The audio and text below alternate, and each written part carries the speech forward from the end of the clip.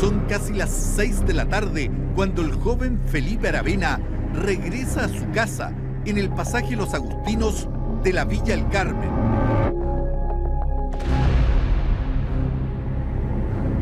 Apenas ingresa a su hogar, Felipe comienza a chatear con sus amigos sin percatarse de que una mortal amenaza se cierne sobre él. El estudiante de 16 años es completamente sorprendido y no alcanza a oponer ninguna resistencia.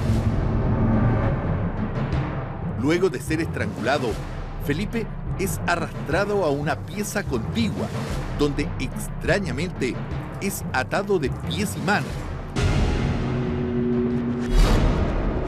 Un par de horas más tarde, Viveca Segovia, la madre del joven, regresa a su hogar. La mujer es viuda, tiene 55 años, trabaja en impuestos internos y Felipe es su único hijo. Al regresar ese día a su casa, todo parece normal. Sin embargo, la muerte también acecha a Viveca. ¡Felipe!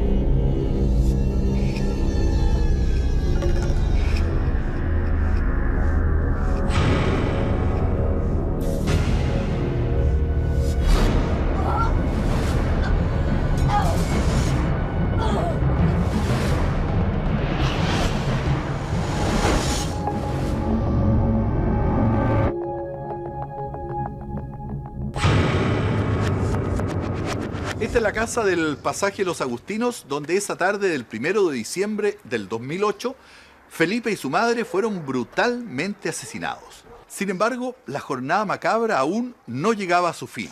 Cuando Viveca era maniatada de pies y manos, él o los asesinos fueron sorprendidos con la llegada de Victoria Donoso, la asesora del hogar. Conocida por todo el mundo como La Toyita, la mujer había criado a Felipe y prácticamente era una más de la familia. Ahora estaba a punto de correr la misma suerte que los dueños de casa.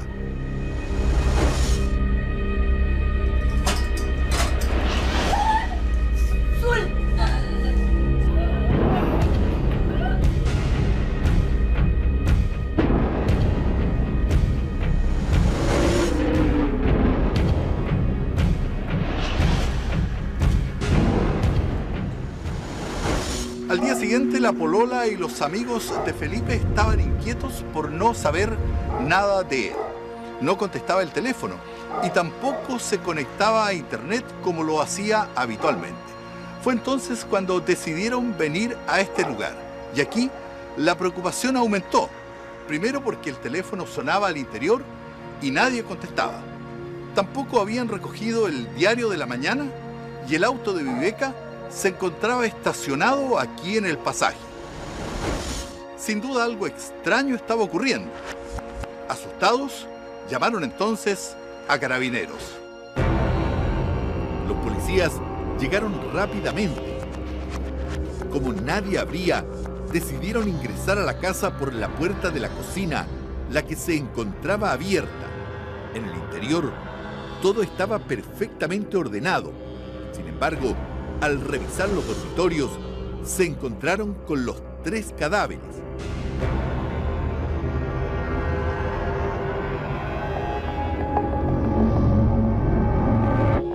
Los cuerpos estaban cada uno en su respectiva habitación. Viveca Segovia Montenegro, de 57 años, se encontraba tirada en el piso, atada de pies y manos. Su hijo, Felipe Aravena, de 16, fue hallado en su pieza con la ventana abierta, amarrado de rodillas y con el torso sobre su cama, mientras que la nana, Victoria Donoso, de 59 años, también tenía ligaduras de lazos de género y estaba tendida sobre su cama. Presentaban golpes y habrían muerto asfixiados. Al lugar concurrió la Brigada de Homicidios de Valparaíso. Había varios hechos que llamaban la atención. En primer lugar, un triple asesinato, la posición de los cuerpos, un sitio del suceso ordenado, sin puertas ni ventanas forzadas y tampoco huellas de robo. Efectivamente, el autor o los autores tienen conocimiento claro del lugar de los hechos. Este es uno de los muros laterales de la casa donde ocurrió el triple asesinato. Como podemos apreciar, colinda con este sitio eriazo. Fue justamente en este sector donde los efectivos de la PDI encontraron el certificado de antecedentes de un delincuente de la zona. De inmediato, se pensó que podría estar involucrado en el hecho. Sin embargo, la pista se desechó con rapidez, ya que en ese momento el sujeto se encontraba en la cárcel. De todas formas, los familiares de las víctimas advirtieron a la policía sobre un posible sospechoso. Su nombre, Pablo Aravena Garcés. Y nos mencionaron que ellos tenían serias sospechas de que el autor de estos homicidios era Pablo Aravena Garcés. Justamente, en el último tiempo, este hombre habría amenazado en varias ocasiones a Viveca. ¿En qué consistían esas amenazas? Principalmente amenazas de carácter económico, exigencias económicas, por no ceder a supuestas participaciones en la herencia de su padre. Al buscar los antecedentes de Pablo, los efectivos de la PDI, además de comprobar su nutrido prontuario, detectaron que en ese momento se encontraba en la cárcel. Efectivamente, Pablo Aravena Garcés era un conocido delincuente que en la época del triple asesinato de Peñablanca se encontraba cumpliendo una condena de 12 años aquí en la cárcel de Limache. La razón, varios delitos, como robo con violencia, robo con intimidación y tenencia y porte ilegal de armas. Por esos días, Pablo gozaba del beneficio de salida diaria. Ahora, apenas 36 horas después del triple asesinato, los efectivos de la PDI lo esperaban pacientemente afuera de este lugar.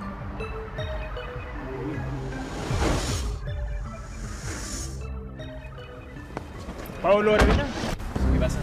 nos tiene que acompañar. ¿Cuál es el problema? Estoy saliendo, No, ustedes salían. nos tiene que acompañar. Nos subieron a la fuerza una camioneta y ya vamos, vos sabéis, estáis vivos, me dijo, vos sabéis qué pasa. Y yo, oye, suéltame, ¿quién soy? Vos, le pregunto. Y me dices, no, yo soy investigación y ay, si sabéis por qué, güey.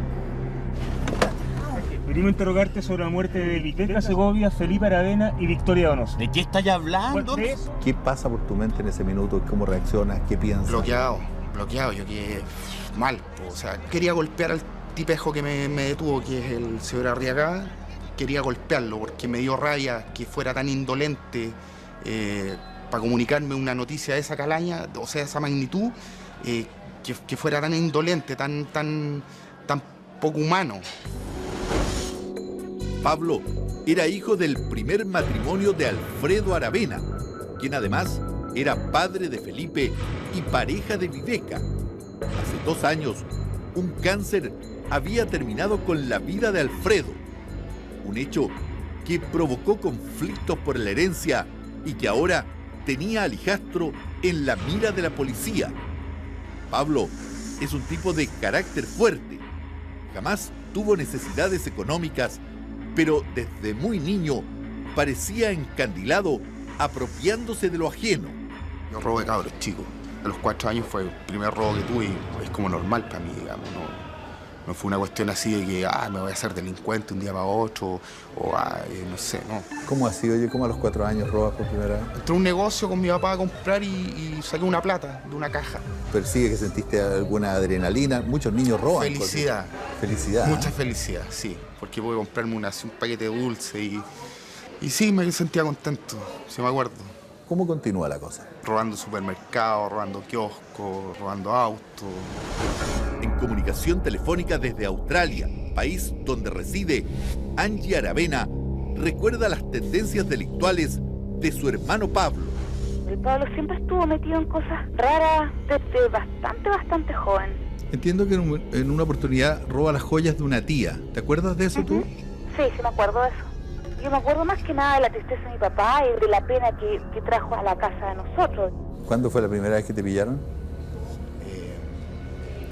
A los 18 años más o menos. Sí, antes igual llegaba a comisarías de repente. Generalmente mi papá era el que me salvaba. ¿Cómo reaccionaba tu papá cuando se veía enfrentado a tener que ir a sacarte a una comisaría o arreglar un pastel que te habían mandado? Pero se enojaba muchísimo. Se enojaba, me retaba, me castigaba. ¿En algún minuto estas aventuras de adolescente, de robar un auto, de robar cositas en un supermercado, se transforman en robos que ya tú los ejecutas con violencia, no? Más que con violencia, con intimidación. Entraba a un lugar y pedía la plata y los apuntaba con armas. Básicamente eso. ¡Pasa la plata, güey! ¡Pasa la plata! ¿No tenéis más, güey? ¿Ah? ¡Afuera, afuera, mira! Porque no robabas por necesidad.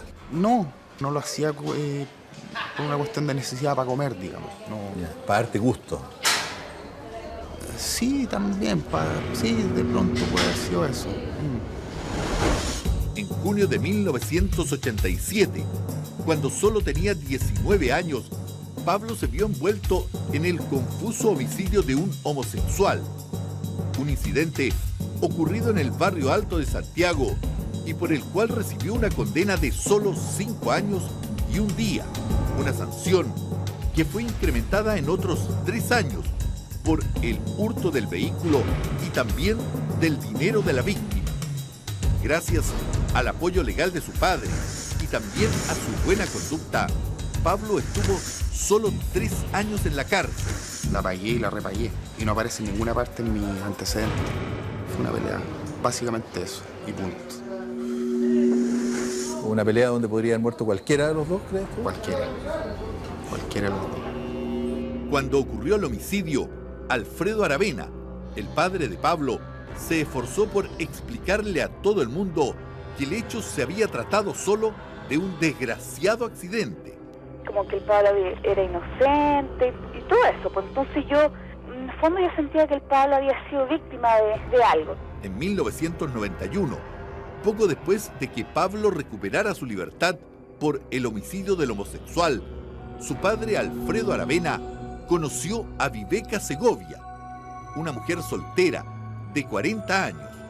Rápidamente comenzaron una madura relación sentimental que se consolidó con el nacimiento de Felipe. Para Viveca era su primer hijo, estaba feliz y entabló una armónica relación con los otros hijos de Alfredo, entre ellos el díscolo Pablo. Mi hermana les brindó un hogar, los recibía con señora, con suegra, con hijo, con de todo, los atendía y nunca les puso una mala cara, eso me consta. En ese tiempo, Pablo pasaba durante algunos periodos en la casa de su padre, con el cual siempre tuvo una difícil relación. Pablo, la taza está servida. ¿Para dónde vas? Amigo. ¿Seguro? ¿Seguro? ¿Por qué?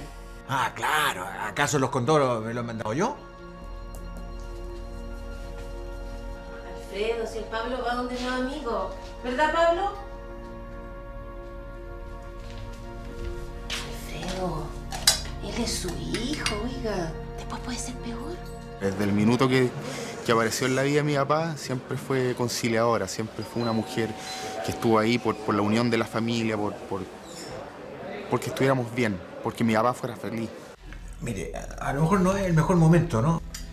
Por el estado en que está. Pero el Pablo a mí me ha metido en muchos problemas.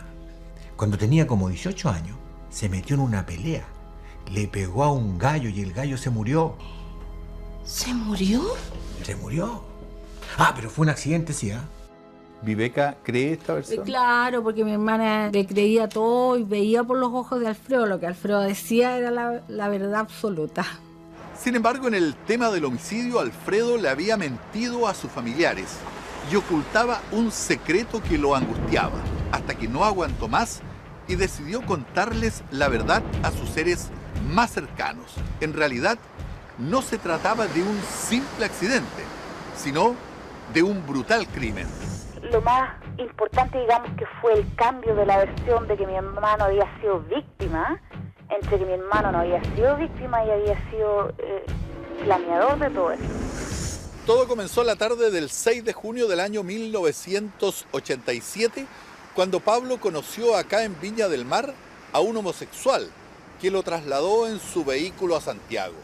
Luego de una noche de juerga en la capital, terminaron en el departamento del gay, quien al parecer intentó sobrepasarse con Pablo. ¿Sabes que lo he pasado tan bien contigo? Oye, ¿por qué no hacemos salud? Salud. Ah, no, pero hagamos de otra forma mejor. Pico, mira. Salud por ti, ya. Yo voy a poner un poquito de música. Pero trata que sea música lenta. Sí, y después nos vamos a acostar porque me excita ya. ¿Qué te pasa? Oye, ¿qué estás haciendo ya? ¿Macho de niño?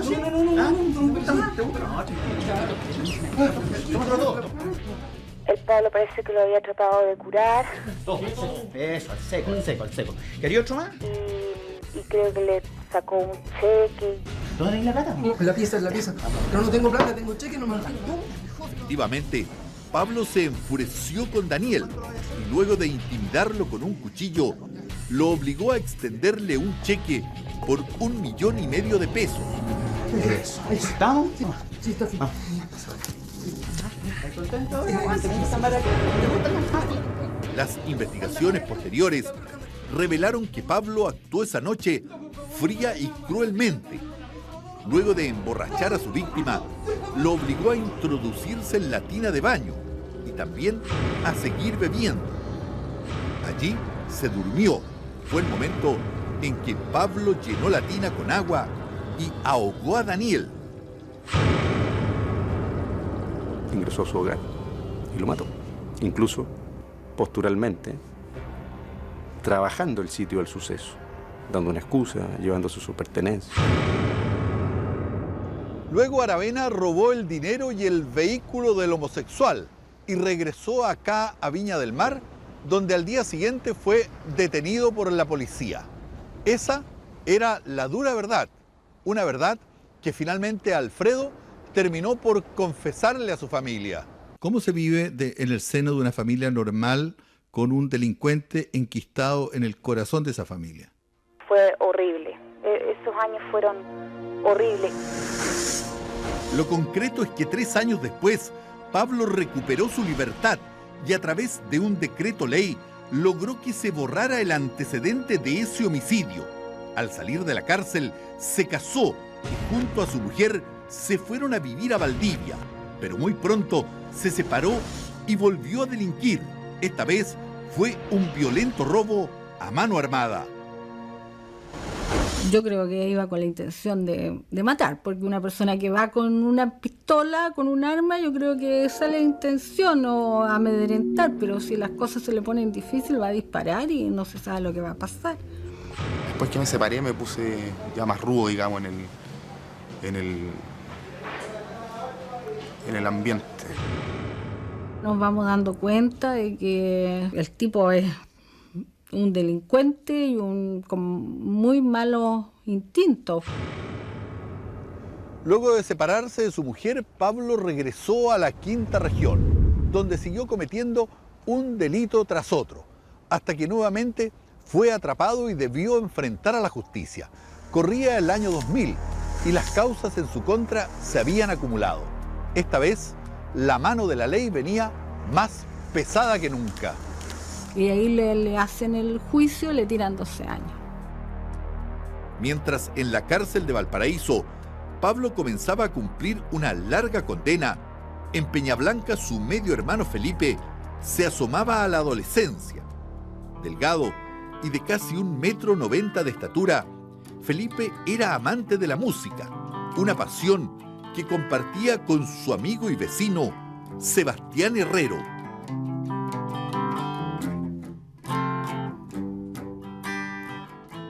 Su carácter era así de mucho humor. Yo siempre lo vamos a recordar con mucho humor.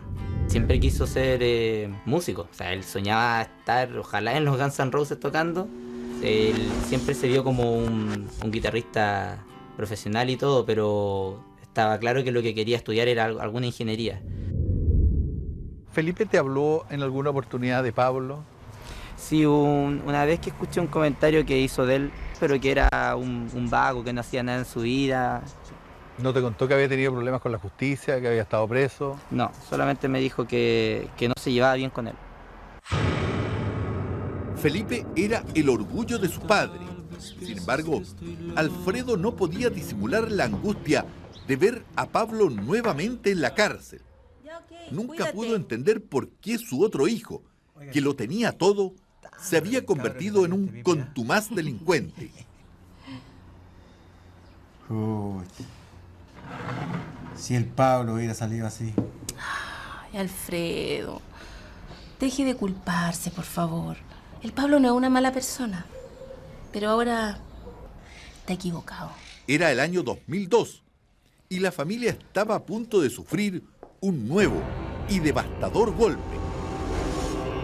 Alfredo, ¿pasa algo? Una molestia, viejita. ¿Qué será? Oiga, ese día que lo estoy viendo medio pálido, hay que ir al médico. No, mijita, sí, no es para tanto. ¿Pero cómo que no? A lo mejor comió algo que le hizo mal. Hay que cuidarse. Los exámenes médicos arrojaron un lapidario diagnóstico: cáncer al hígado.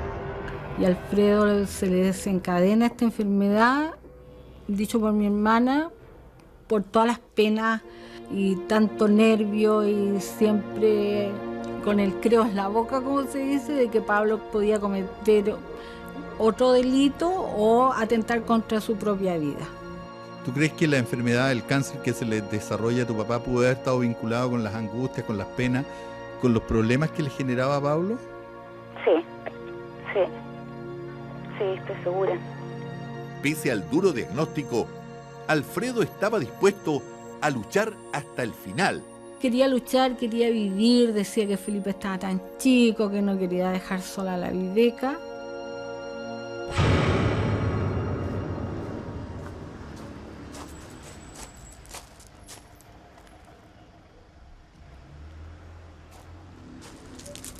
¿Cómo estáis?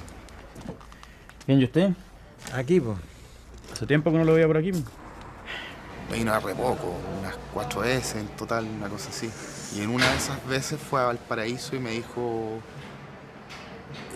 que estaba en una visita especial. ¿Qué le pasa? ¿Se siente mal? La verdad que no tan bien como quisiera. Fui al médico, me hicieron los exámenes. Tengo cáncer al hígado.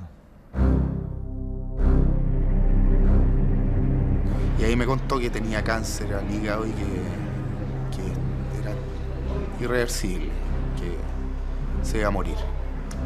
Mira, Pablo, a mí me hubiese gustado no haber estado conversando esto en una cárcel con mi hijo preso. Me hubiese gustado haberlo hecho en la casa, tranquilamente. Sí, no, a mí también me hubiese gustado. Sí.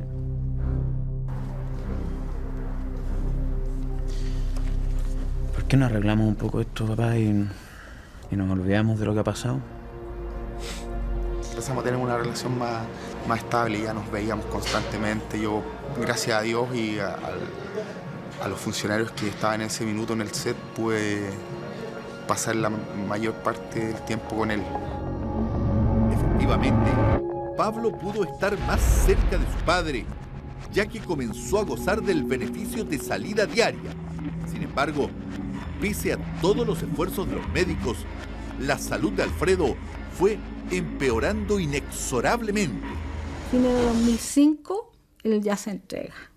Él no quiere más tratamiento, no quiere ni quimio, ni ninguna cosa. Alfredo tenía una sólida situación económica, al borde de la muerte, y temeroso de que la herencia pudiera suscitar rencillas, decidió conversar el tema con sus parientes más cercanos. Nos dijo a todos que por favor no fuéramos a pelear, que no fuéramos a poner un juez partidor en el asunto de la herencia, porque nos iba a tocar súper poco, bla, bla, bla. Yo le dije, por favor, a mí me dejara al margen de la herencia porque no me interesaba. Papá, no se ponga a hablar de plata. Lo importante aquí es que seamos una familia. Que usted esté bien y yo poder demostrarle todo lo que he cambiado. Todo lo que usted tiene es fruto de su trabajo. Esa reunión fue otro momento donde el Pablo sacó un show y un acto ahí de cinismo y frialdad horrible. Ay, un show. Mano Mayor lo interrumpió. Pablo, ¿por qué no te sientas y terminas de escuchar al papá? Siéntate.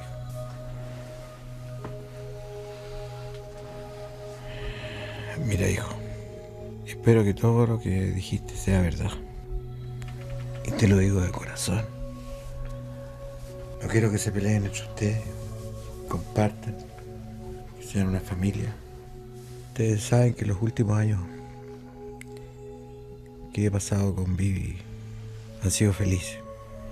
Por lo tanto, ella va a salir mejor favorecida y con lo que les he dejado, yo creo que les va a ayudar y bastante. ¿Viveca le pide a Alfredo que la favorezca en el testamento o esto nace fue de total voluntad de él hacer ese testamento, eso me consta, porque lo conversó con nosotros también. ¿Te incomodaba la posibilidad que Viveca y Felipe fueran favorecidos con la herencia? Absolutamente. O sea, de hecho yo no quería nada. Si yo me gano mi plata, yo no necesito una herencia para subsistir o para empezar a vivir, digamos. Pero a la hermana le dice que le quiere que cuando su papá muera le van a quitar la casa a mi hermana. El Pablo se me acerca y me dice, Angie, que no podemos dejar que la Viveca se quede con la casa. Ella es la concubina del papá. Fallece el 27 de mayo en su casa, en su cama, en el dormitorio con todos sus hijos. Estaba en coma y empezó a respirar mal y todo, y estábamos todos alrededor de él en su cama y murió en mis brazos. Yo lo tenía en brazos y le cerré su boquita cuando murió, bien sus ojos. Y ahí mi hermana se empezó a ir para abajo, adelgazó montones, sufrió mucho. Finalmente el testamento de Alfredo favoreció a Viveca y a su hijo Felipe con casi el 80% de la herencia. De hecho, varios de los bienes ya estaban a nombre de ambos. La mujer además recibió la llamada cuarta de libre disposición, que equivale al 25% del total. Por su parte, el hijo menor vio incrementado su porcentaje con la cuarta de mejoras, que permite privilegiar la situación de uno de los herederos. Cuéntame qué pasó en ese momento. Me da escalofrío pensar, porque el Pablo estaba detrás de mí y sus manos estaban alrededor de mi cuello. Yo sé que siempre fui la piedra en el zapato de mi padre, pero yo lo quise mucho. Ojalá que desde el cielo pueda ver mi arrepentimiento y pueda ver lo que voy a hacer en la vida, ser como él. Los tengo a todos ustedes como testigos de mi arrepentimiento. Otro show. Mira, le encanta hacer show. Es súper dramático. Los temores que Angie tuvo esa tarde en el cementerio no tardaron en convertirse en realidad. La paz entre los herederos se quebró rápidamente cuando Viveca intentó vender una propiedad. Después de la muerte de mi papá, nos prometimos que íbamos a seguir siendo una familia, nos prometimos que íbamos a estar todos bien y que íbamos a venerar la memoria de mi papá, y no ocurrió nada de eso. Como que se olvidaron de mí y sería todo, pues. Hasta el día que yo fui a su casa a preguntarle sobre unos arriendos. Apareció un comprador para la casa. Solo falta que tú firmes para que se haga efectiva la venta. Y Pablo se niega a firmar porque dice que él no quiere esa porquería de plata, que él pedía 30 millones de pesos. Es muy poca plata. Pero como que poco. Es una oferta que nos conviene a todos. Viveca, es una porquería de plata. Yo por menos de 30 millones ni cagando. ¿Pero tú estás loco? ¿30 millones? ¿Y dónde voy a conseguir un comprador para la casa por 30 millones? ¡Loco sí, pero no, huevo! Pablo, cálmate. Mira, yo no te voy a dar esa cantidad de plata. Viveca, o me das esa plata o te atienes a las consecuencias. Claudia, ¿me dejas solo un poquito?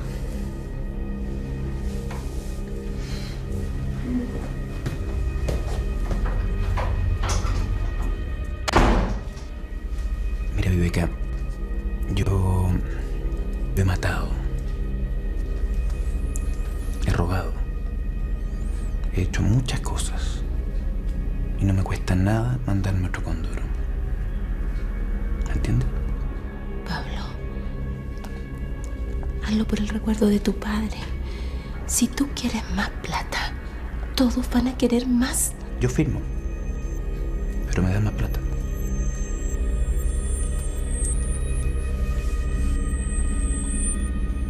Es el primer síntoma de que él está reacio a que se cumpla la voluntad de su padre. Claro, ahí se lo dice que él ha matado, ha robado, ha hecho montones de delitos y que no le costaría nada mandarse otro condoro, así, textual. Como que él perdió totalmente sentido de la realidad de lo que mi papá había dicho y todo, o simplemente se lo pasó por no sé dónde.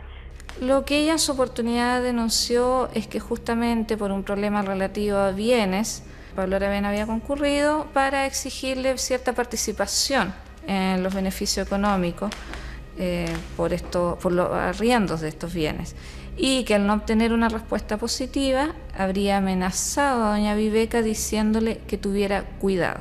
Pero ella, cuando la llaman a ratificar la denuncia, no va, y ahí queda.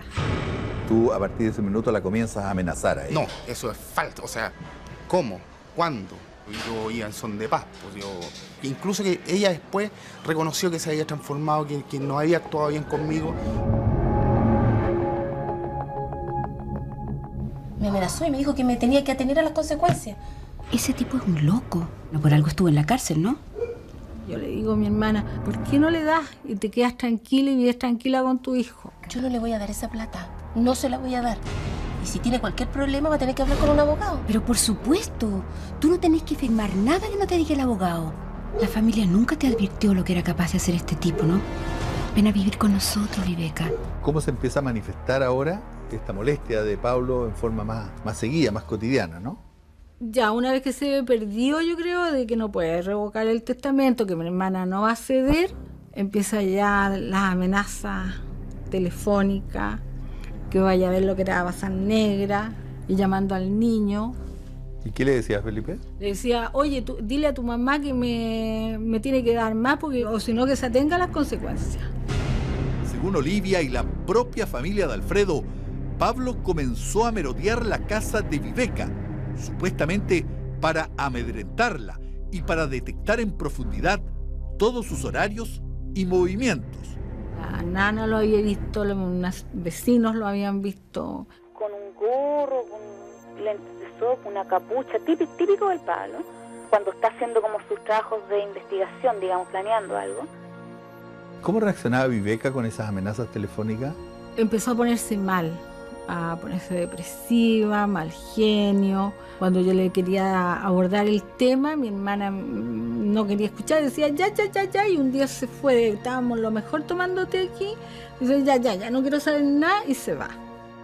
¿Y esos hostigamientos y esa amenaza se circunscribían solo a Viveca o se extendían también a Felipe o eventualmente a otras personas? Veía a doña Viveca como una de las personas que más se oponía a sus pretensiones económicas, pero también tenía alguna situación o algún sentimiento de recelo hacia su hermano Felipe, ya sea por motivo económico y otros motivos. ¿Y el niño cómo reaccionaba con eso? El niño estaba asustado, pero el niño nunca nos llamó. Pero sí le manifestó a sus amigos que estaba muy enojado con su mamá porque los estaba poniendo en peligro a los dos porque no quería ceder de darle al hermano lo que estaba pidiendo. Eso lo supimos después. ¿Tú notaste en Felipe alguna vez alguna rechazo? No, miedo, nunca, distancia?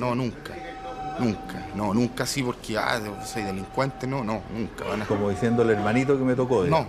No. Pese a todo, en la cárcel Pablo se había transformado prácticamente en un preso modelo. Luego de haber estudiado pedagogía básica a distancia, seguía gozando del beneficio de salida diaria y tenía una sólida relación sentimental con una mujer de Villa Alemana.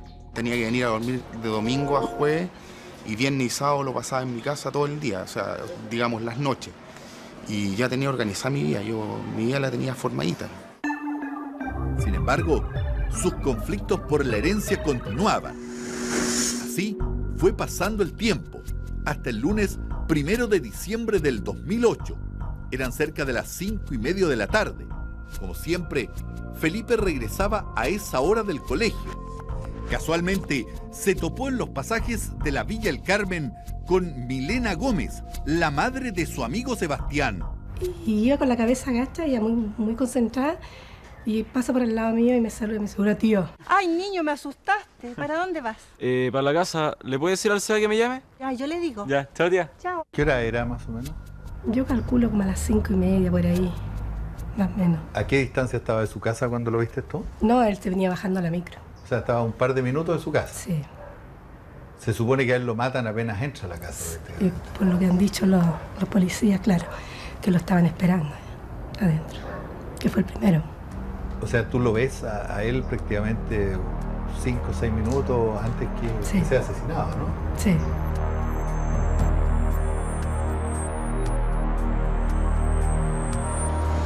Al día siguiente, martes 2 de diciembre, Yaritza Rocco, la polola de Felipe, trató infructuosamente de comunicarse con él por teléfono y por Messenger. Incluso fue a su casa, pero nadie le abrió la puerta. Cerca de las 7 de la tarde, ya estaba preocupada y llamó a Sebastián, el amigo de Felipe. Y me dice, porfa, si puedo ubicar al Felipe, que si puedo ir a la casa de él porque no aparece en ninguna parte. Intrigado, de inmediato Sebastián caminó las 2 cuadras que separan su casa de la de Felipe. Al llegar, le extrañó que nadie respondiera, ya que el auto de Viveca se encontraba estacionado en el pasaje. Muy extraño porque estaba el auto afuera y estaba el diario El Mercurio colgado en la reja. En la reja. Entonces, y también una nota de la Yari en la reja también que decía, porfa, cuando llegues llámame, estoy muy preocupado por usted. Empecé a tocar el timbre, a llamarlo y estaba todas las cortinas cerradas. La preocupación de Sebastián iba en aumento y decidió pedirle ayuda a Ronald, otro amigo que vive en el mismo pasaje. El joven salió junto a su padre.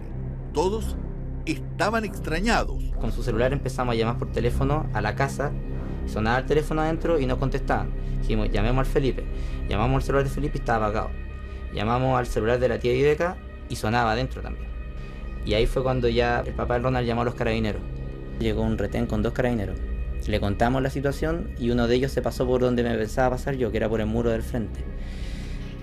Empezó a forcejear las ventanas, no las abría, trató de abrir la puerta, también no pudo y se fue a dar la vuelta por la cocina.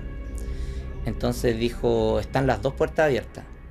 Entonces nosotros quedamos así un poco extrañados y él entró. En el interior de los dormitorios, los carabineros descubrieron los cadáveres de Viveca, de Felipe y de Victoria Donoso, la nana de la casa a la que todos llamaban cariñosamente como Toyita. Sebastián, Ronald y su padre estaban a punto de enterarse de la trágica noticia. Estábamos con el Ronald y con su papá así pegados en la reja esperando que rápido salieran, por favor. Pero todavía tenía la esperanza de que llegara el Felipe. Tenía la esperanza de que de repente llegara detrás mío y de decir, oye, ¿qué onda? ¿Qué embarrada tienen en mi casa? Pero fue en ese momento donde sale el carabinero y habla con el papá del Ronald. Y a nosotros dos, al Ronald y a mí, nos dice, ustedes váyanse más para allá, por favor. Habla en privado con él y el papá del Ronald se pone a llorar. Expresó mucho su sentimiento de dolor en ese momento, tanto que nos impactó. Y el Ronald inmediatamente le dice, papá, cuéntame qué pasó al tiro. El carabinero le dijo, encontramos 3 cadáveres adentro. Y los únicos 3 cadáveres adentro que podían ser era la Toya, la mamá y el Felipe. ¿Qué pasa a continuación? Ahí yo, cuando el Ronald me mira de frente, yo en ese momento, al recibir una noticia tan impactante, de hecho ha sido la más impactante de mi vida, empecé como a marearme. Sentí como que se me hubiese llegado un palo en la cabeza muy fuerte y me empecé como a marear y me tuve que sentar en la vereda. Casi 2 horas más tarde, la noticia llegó a oídos de Olivia, la hermana de Viveca, quien de inmediato salió de su hogar en Quilpué para dirigirse al lugar de la tragedia. Y yo me fui todo el camino rezando y pensando que algo podía hacer por ellos. ¿Y puedes entrar a la casa? No alcanzo. Tanto la PDI, la fiscal, está el SAMU para testificar las muertes. Una pesadilla, una cosa atroz que yo todavía no pienso que no es verdad. Después, al otro día yo veo a mi hermana salir en bolsa de la casa. Junto a Sebastián, recorremos el sitio Eriazo, contiguo a la casa de Viveca, un lugar solitario, por donde pasa un estero. En la fecha del triple asesinato, los matorrales estaban a gran altura, un sector y condiciones ideales para saltar el muro sin ser visto e ingresar impunemente a la vivienda. Habían aquí varias púas que estaban dobladas hacia adentro. No sé si la habrán enderezado o la habrán cambiado, pero por lo menos todo este sector estaban hacia adentro de las púas. como si la hubieran forzado para poder saltar por acá. Ya. O sea, probablemente la persona trepó por aquí sin que la haya visto nadie, ¿no? Claro, porque todo esto estaba tapado. No se veía nada de ninguna parte. A lo más estaba este camino, pero estaba tapado por la misma pastizales. Al día siguiente del hallazgo de los cuerpos, Pablo Aravena fue detenido cuando salía de la cárcel de Limache. Faltaban pocos minutos para las 7 de la mañana. Los antecedentes los indicaban como el principal, o más bien como el único sospechoso de los asesinatos. Según el abogado querellante Juan Carlos Manríquez, los hechos se habrían desencadenado apenas Felipe ingresó a la casa. Según él, Pablo ya se encontraba en el interior acechando a sus víctimas. ¿Cómo se habría iniciado el ataque? Bueno, nosotros creemos que efectivamente fue sorprendido. Es un menor que estaba muy asustado probablemente.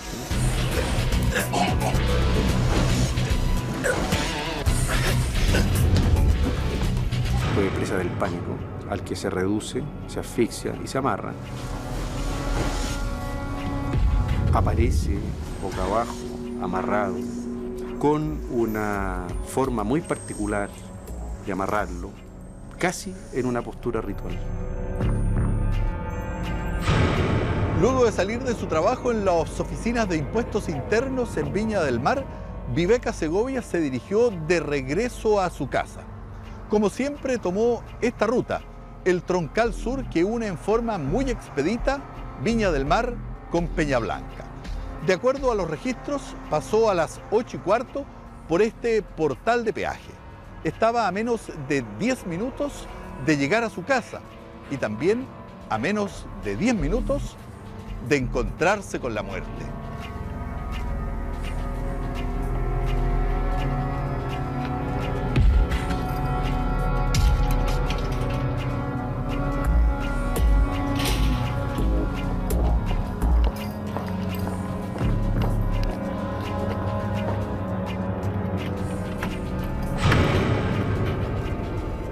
De acuerdo a la versión de la Fiscalía, los hechos habrían ocurrido de la siguiente manera.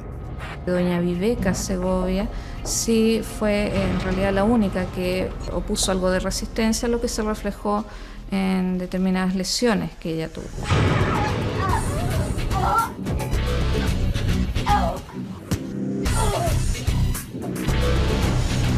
El tipo espera cuando un león al acecho, una hiena al acecho y liquida a mi hermana. Ahora lo que no sabemos, y ojalá Dios quiera, le pido a Dios que no hubiese sido así, de que al entrar mi hermana por venganza la haya torturado mirando al niño.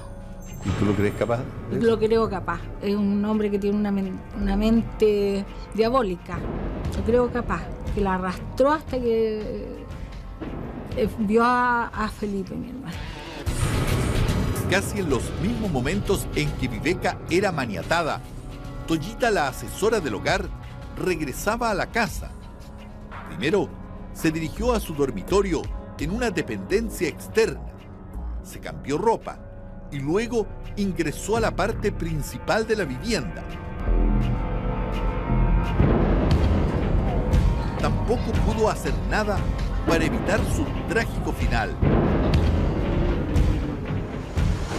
De acuerdo a los antecedentes, al menos Viveca y Toyita fueron asesinadas y luego maniatadas, un modus operandi que extrañó a muchos, pero no al abogado querellante. ¿Pero por qué él querría atarlos después de matarlos? En eso hay un antecedente contextual que en el juicio va a ser muy decidor. Ese hecho no es ajeno a la conducta de este imputado.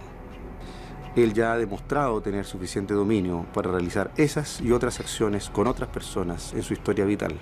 No tenemos ninguna duda de que en este caso pudo haberlo hecho sin ningún temor. Las siguientes son parte de las hipótesis del abogado querellante para fundamentar la culpabilidad de Pablo. Oiga, ¿él necesita algún arma de fuego, algún arma blanca para reducir, para evitar cualquier resistencia? Porque, por ejemplo, en el caso de Felipe o en el caso de la nana, no aparece huellas de defensa, por ejemplo. Puede necesitarla como no, porque el sujeto puede imponerse incluso con su propia presencia. y vaya a saber uno en qué estado también ingresó a ese domicilio, logró precisamente abordar a las víctimas a través de una vía de intimidación que minó absolutamente las capacidades de resistencia. Y pudo haber utilizado un arma, como no pudo haberlo usado. ¿Pudo haber tenido la ayuda de una tercera persona? Podría ser, pero nosotros pensamos que a este efecto eso tampoco hoy día es especialmente determinante, porque creemos que él tiene capacidad y habilidades para realizar este acto incluso solo. ¿Es una persona con una fuerza física que le permitiría emprender un hecho de este tipo? Yo creo que lo suficiente para poder matar a una mujer mayor, a dos mujeres en edad adulta y a un niño de 14, 15 años. ¿Por qué matarlos? Creemos que hay razones variadas para ese respecto, de carácter económico, cuestiones de carácter hereditario, como pueden ser pura y simplemente demostrar que se puede cometer un acto de esta naturaleza y que nadie lo va a descubrir. Satisfacer el ego criminal. Según el abogado Manríquez, a Pablo le encontraron entre sus pertenencias varios escritos donde aparentemente novelaba sus propios delitos, lo que revelaría su perfil psicopático. ¿A dónde apuntaban esos escritos cuando se referían a los asaltos, por ejemplo? Principalmente al hecho de entrar, de mirar y no ser visto, de poder disfrutar recorrer una casa mientras los demás duermen y uno lo observa. Parece una novela negra, pero es verdad.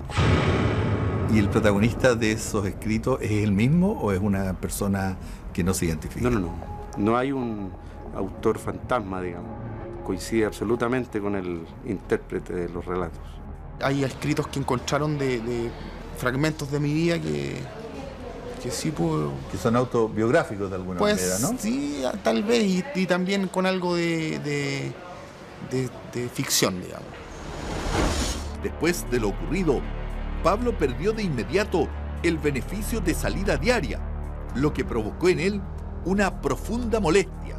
Por supuesto, le resta toda importancia a los escritos, ya que según él está preparando un libro y por supuesto responde enfáticamente a las acusaciones del triple asesinato.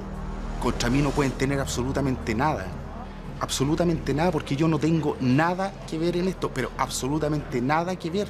Yo no tengo ningún motivo para hacerlo. Hablaron en un comienzo de plata. Yo plata hago, no tengo problemas de plata. Es una suma tan básica como yo tengo abogados que pongo para hacer una posesión efectiva. Después de la muerte de su padre, Pablo inició los trámites de la posesión efectiva, un proceso que quedó suspendido luego del triple homicidio.